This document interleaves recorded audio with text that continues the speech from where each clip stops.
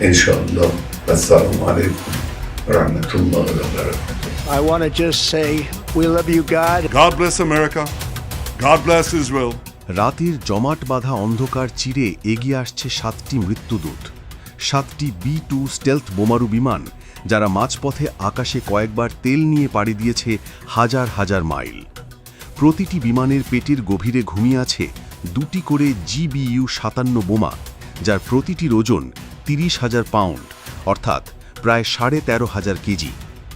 মাটির বহু গভীরে থাকা সুরক্ষিত দুর্গ ধ্বংস করায় এদের বিশেষত্ব, যে কারণে এদের ডাকা হয় বাংকার বাস্টার নামে। মানবসৃষ্ট সবচেয়ে শক্তিশালী প্রচলিত এই বোমাগুলো দিয়ে ইরানের দুর্ভেদ্য পারমাণবিক দুর্গ গুড়িয়ে দেওয়াই ছিল একমাত্র লক্ষ্য। এই দানবীয় বোমাগুলো ফেলা হয়েছে ডাবল ট্যাপ পদ্ধতিতে, অর্থাৎ প্রথম বোমার আঘাতে তৈরি হওয়া পথে দ্বিতীয় বোমাটি ঢুকে যাবে আরও গভীরে, যাতে সর্বোচ্চ ধ্বংস নিশ্চিত করা যায়।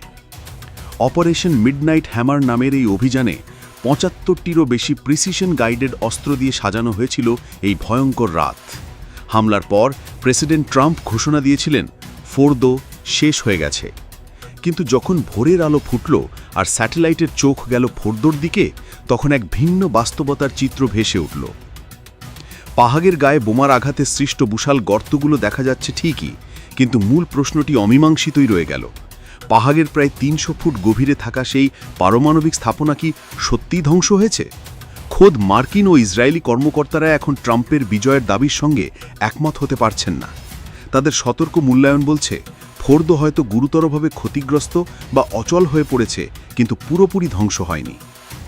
জাতিসংঘের সাবেক পারমাণবিক পরিদর্শক ডেভিড অলব্রাইটের মতো বিশেষজ্ঞরা যেখানে বলছেন স্থাপনাটি হয়তো একেবারেই ধ্বংস হয়ে গেছে, সেখানে কৃত্রিম উপগ্রহের ছবি বিশেষজ্ঞ ডেকার ইভেলেথের মতো অন্যরা স্যাটেলাইটের ছবির সীমাবদ্ধতার কথা উল্লেখ করে বলছেন এত গভীরে থাকা একটি স্থাপনার ধ্বংস নিশ্চিত করা প্রায় অসম্ভব।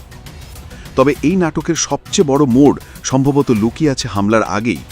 ম্যাক্সা টেকনোলজিসের স্যাটেলাইট চিত্রে হামলার ঠিক আগে ফোর্দোতে অস্বাভাবিক তৎপরতা দেখা গিয়েছিল। প্রবেশপথের বাইরে দাঁড়িয়েছিল সারি সারি ট্রাক।